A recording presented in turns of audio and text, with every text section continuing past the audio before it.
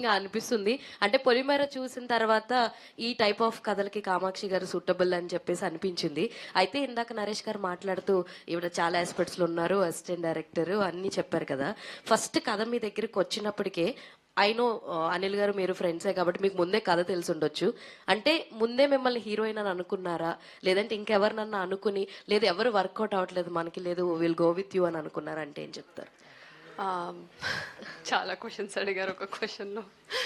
So firstly కథ నా వరకు రావడం ఏం లేదండి. నాని అండ్ అనిల్ గారు 2020 నుంచి మా ట్రావెల్ ఉంది, ఇది 5 years almost. So stories sir almost ఈ 5 yearsలో 7 stories రాసుకున్నారు. ఆ 7 storiesలో నేను ఉన్నాను రైటింగ్ అండ్ ఏదైతే సెట్స్ మీదకి వచ్చిందో డైరెక్షన్ టీంలో. సో అనిల్ గారు వాజ్ స్టోరీ ఎప్పుడైతే ఫినిష్ అయిందో అల్లరి నరేష్ గారు ఓకే చేశారు స్క్రిప్ట్. చిట్టూరి గారికి the first name he proposed was my name.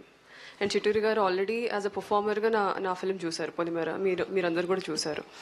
So he was like why not. So అందుకే ఇందాక నేను చెప్పినప్పుడు this 4 pillars of the film వాళ్ళ వల్లే నేను ఈ రోజు ఇక్కడ ఉన్నాను అని చెప్పింది. So yeah, I think I answered all your questions.